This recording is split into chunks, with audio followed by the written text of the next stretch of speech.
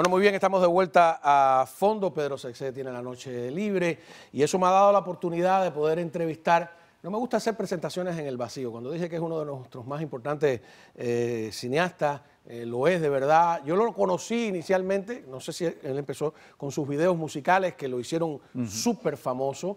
Después leí sus relatos, me parece un escritor magnífico y por supuesto su carrera ha ido creciendo y nutriéndose cada vez más. Estamos hablando de Ernesto Fundora. Hay toda una generación que nada más que con mencionar su nombre saben exactamente de quién estamos hablando, así que muchísimas gracias por estar acá. Un placer. Además viene súper escoltado de uno de nuestros más importantes críticos de cine, que es Alejandro Río, que también todo un intelectual, uno de los artífices de la Feria del Libro de Miami, algo que tampoco se le reconoce muchas veces, ¿no? Gracias, Cao.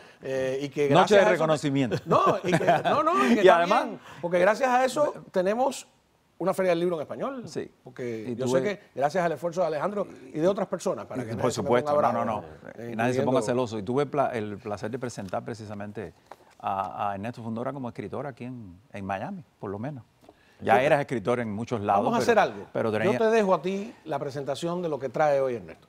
¿Qué es? Cuéntame. Yo diría uno que es, y tú acabas de dar algunas virtudes de Ernesto, y para mí es sin duda el más cosmopolita. Es increíble. Ha vivido ahí en México, ha hecho su obra ahí,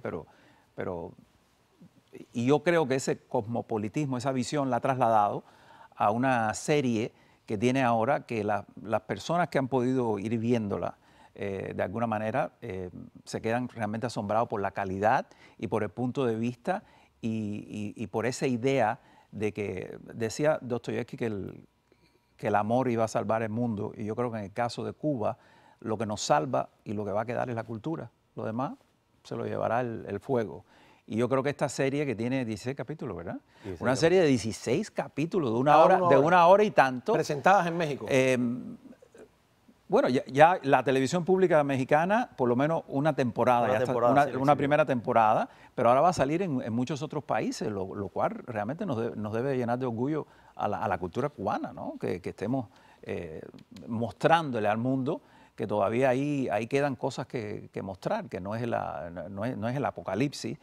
A veces se acerca, pero realmente hay muchas cosas salvables. Y sobre todo yo pienso siempre que tienen que ver con la cultura, que es lo que permanece. Lo demás, por ¿Vemos supuesto, algo? Claro. Exacto. Ajá, adelante, a ver.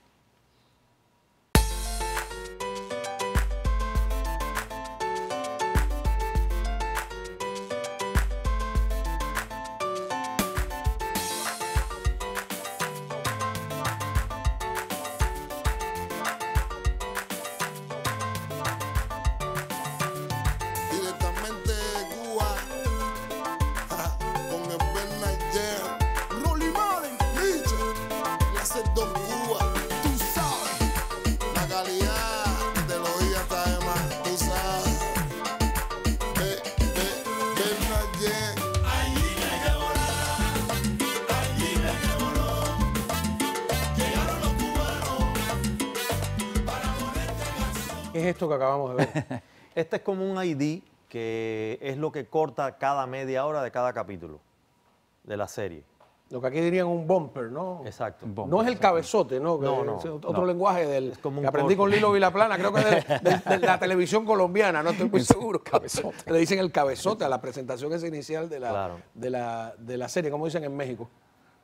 Le dicen ID. Se han como americanizado. Solo se han americanizado los mexicanos. Se han americanizado. ¿Vemos algo más? Si ¿O quieres queremos, comentar, ampliar sobre esto? Sí, yo diría comentar un poco porque, y vamos a ver hoy precisamente una de las figuras artísticas, Alcántara, que ha sido acusado de delincuente común. Y yo creo que en el caso de Clandestino, y cómo Fundora lo revela como es, un intelectual, un hombre, un pensador, una esperanza, un hombre de paz. Yo lo tuve en el hombre de espejo paz, todo lo y me contrario asombró de lo que están pintando, exactamente. Habla despacio, Exacto. correctamente, piensa bien. De una inventiva extraordinaria. A mí lo más revelador de ese movimiento de San Isidro, que bueno, está encabezado, yo diría, por 3 o 4 personajes medulares, que es Luis Manuel Otero Alcántara, Tania Bruguera, que es una miembro de ese grupo también, el omnipoeta, Amaury, ¿no? Amaury Pacheco, y Yanelis Núñez, Y Yanelis Núñez. la ex pareja de A mí lo que me llama la atención de esa gente tan jóvenes es primeramente la preparación intelectual que tienen. O sea, son grandes lectores, son gente muy culta, gente muy sensible, todos son profesionales del arte. Después todos son grandes artistas, aunque no hayan llegado a las instituciones oficiales del arte. Y tienen un proyecto de nación. Incluso algo que dije en una entrevista que se hizo para España, lo que más me maravilla es que hablan de que traen una misión, algo que está tan en desuso en esta época. Una misión salvífica, una misión de que alguien tiene que ocuparse de este país, alguien de aquí adentro tiene que hacer algo y tiene que moverle el tapete a la realidad y a la sociedad y al poder para que entiendan de que sí hay que cambiar las cosas. Oye, es interesante porque disculpa que yo vuelva al tema de clandestino, porque uno de los encartados, aunque no sea a lo mejor de los artistas importantes, el que dicen que si fuma cocaína, etcétera, etcétera, es parte de ese grupo que yo veo que tú reseñas la famosa Bienal 00, que fue donde Ana Olema entró y la persiguieron, etcétera, etcétera. No sé si esa es la parte que vamos a ver ahora. ¿No? Vamos a ponerlo. Bueno, vamos a verlo en el orden que lo tiene. Independiente, independiente, independiente. El arte alternativo está presente. Va a darle like, esto a ti te hace falta. Pa' que el planeta y el país coja carta, se instruya y lo baile bien que lo salta. Descárgale, etiquete y comparta. Va a darle like, esto a ti te hace falta. Pa' que el planeta y el país coja carta, se instruya y lo baile bien que lo salta. Descárgale, etiquete y comparta. Trabajo el arte en filosofía, función de la visualidad en función de la filosofía, el músico en función de la filosofía, es mover pensamiento.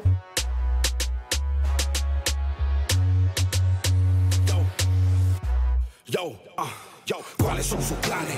A mí no me llamen flores para los perdedores que amen su clan infame. Arte independiente es la variante del certamen. No solo cantan por la paz en el concierto de Juanes. Mi tribu es meca, cazadores de letras. Montamos en la jungla nuestra propia discoteca. Cultivando el maíz bajo mi piel, las hojas secas. Esta vez el invasor no pagará mi sol azteca. Eureka, he descubierto lo que quiero ser, lo que quiero obtener, dejando cicatrices en mi piel.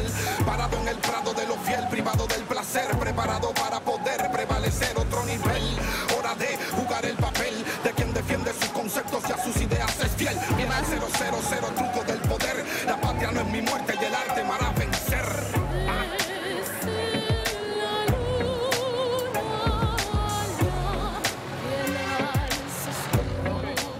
Yo estudié arte, yo no pasé por las canales institucionales del mundo del arte cubano. San Alejandro, cuando yo descubro que es el mundo del arte, porque yo desde niño sí, lo que tenía facilidades manuales, la madera la conocía y hacía escultura ya en madera, tallas en madera, pero no tenía noción de lo que era arte, no sabía nada de eso. Luis Manuel Otero Alcántara, señalado así como si fuera delincuente en el reportaje de la televisión cubana. Yo creo que vale la pena que tú expliques qué es lo que pasa con Mella, por qué le está haciendo eso. Bueno, tú sabes que se hace una remodelación de la Manzana de Gómez, la otrora Manzana de Gómez, que ahora es el Hotel Manzana Kempinski, un hotel de los noruegos, 5 estrellas. Y el busto famoso de Mella, que estaba en el centro del cruce, yo recuerdo, sí. Desapareció y nadie nunca supo a dónde fue a parar ese busto. Hoy por hoy no sabemos dónde está ese busto. ¿Lo habrán profanado?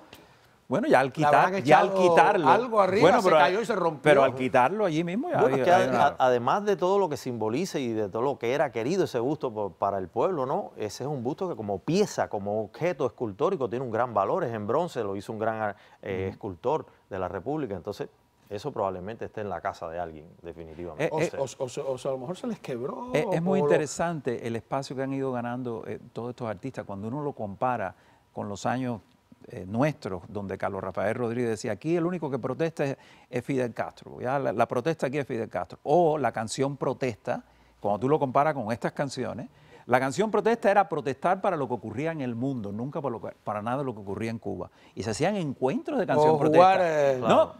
No, o sea, ¿te acuerdas de la flor de rojear con la sangre, con la gota de sangre. Con la gota de sangre. Me disculpa si es de Bach o algo de eso. Es rogar. Pero lo interesante es que es un espacio otro. Se acabó. O sea, es otro. Sencillamente. Y estábamos comentando aquí el desconcierto de la policía, que no sabe qué hacer con este muchacho haciendo su performance disfrazado de Mella. Y alguien decía aquí en el piso, quizás ese policía no sabe quién es Mella. Bueno, y es muy probable, es muy probable que no sepa quién es. Toda esta creación de esta ley de la 349 es crear un marco jurídico para satanizar este tipo de manifestaciones artísticas en espacios públicos, que no estén, digamos, autorizados por las instituciones, ¿no? No, pero además ellos hacían en sus tiempos cosas tremendas, porque Fidel Castro se robó la campana de la de Majagua, ¿no? Y podía haber sido interpretado como una profanación, además por un hijo de un soldado español que no se sabe si luchó contra Maceo o contra Martín dos Ríos, etc. Y además hay un busto de Mella, hay una fotografía que yo quiero recordar históricamente, lo he olvidado, que fue lo que pasó, que mancharon durante la República, no sé si a favor o en contra de la figura de Mella, si fueron los estudiantes, si fue un acto revolucionario, un acto anticomunista, pero ese tipo de performance, para llamarlo de alguna manera, existía con otra conciencia, ¿no? Antes de eso. Hay un reacomodo, yo creo, de toda la simbología de la revolución incluso, porque fíjate que ellos ahora desplazaron la estatua de Calixto García, que estaba a final de G. Sí, lo llevaron para allá, para la playa. Pero a lo mejor es porque ahí van a hacer algo. Ahí van a poner a alguien. A Fidel, o sabe Dios qué cosa. Entonces, ¿No podemos ver en Miami tu trabajo? Sí, claro. Trajeron al Martí de Nueva York y lo pusieron entonces frente a Palacio Presidencial, una copia, una réplica. O sea, con erratas, no tenía ratas. Tenía ratas. Entonces yo creo que estamos en un momento de revisión y de reacomodo de toda esa simbología. Incluso, yo no sé si ustedes se acuerdan, cuando hubo todo este esplendor de grandes masas de turistas llegando a Cuba y a La Habana, que tanto se interesaban por esta cultura vintage de la República, como incluso a la oficialidad le empezó a preocupar que eso llamaba más la atención que toda esta cosa subvenir simbólica del socialismo y de la Che Guevara, revolución, ¿no? de toda la... Entonces hubo hasta, se insinuó y se empezó a comentar de que se iba a empezar a penalizar y a restringir cierto tipo de decoraciones que fueran alusivas a esto, porque ya ellos consideraban, el poder consideraba que esto era desmedido y que les robaba un poco el show al otro, ¿no? ¿Dónde podemos ver tu trabajo aquí en Miami? Bueno, ¿dónde, empezamos a salir principios de marzo, empieza la serie a salir, va a salir por una cadena americana, se va a ver en todos los Estados Unidos, sale en abril en Alemania, sale en julio en Italia, sale en marzo en México, o sea, va a tener una distribución bastante grande a nivel internacional.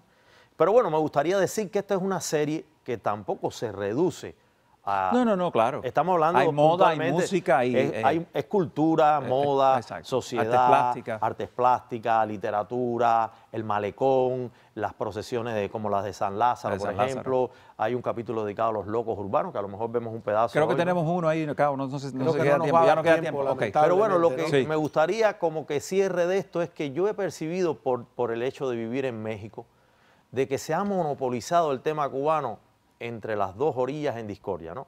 Entre La Habana y Miami. Entonces, los que vivimos en terceras orillas... Le falta una orilla, que es la orilla de la gente que está dentro de Cuba también contra el gobierno. No es un problema entre Miami esa está incluida en la serie en un capítulo que se llama Orillados. Esa la tengo en cuenta, que son los marginados y los que viven insiliados dentro del país, ¿no? Exacto. Yo me refiero a la mirada que podemos tener nosotros afuera, que si vivimos en sociedades democráticas y que podemos exponer una visión que, por ejemplo, yo hasta ahora es que me siento autorizado y que empiezan a abrírseme los medios, porque sí ha estado muy blindado esto, tanto por el gobierno cubano con sus influencias y con sus agentes de influencia, como por una visión sectaria también que ha predominado en Miami. Entonces yo estoy muy feliz de que empecemos por primera vez. Otra discusión, me estás haciendo trampa porque me la has abierto la discusión cuando se acaba el segmento, ¿no? Vas a tener que regresar a discutir eso al espejo, vamos. Que creo que es el gran aporte de esta serie. Por cierto, mañana está con el documental de Lezama Lima en el Centro Hispano. En la Casa del Ballet. En la Casa del Ballet. Exacto. Van a presentar. A las 7. A las 7. Ahí lo pueden ir a ver. Muchísimas gracias a ambos. Cuando regresemos, inevitable el tema del impeachment al presidente. Tenemos, por supuesto, un demócrata y un republicano.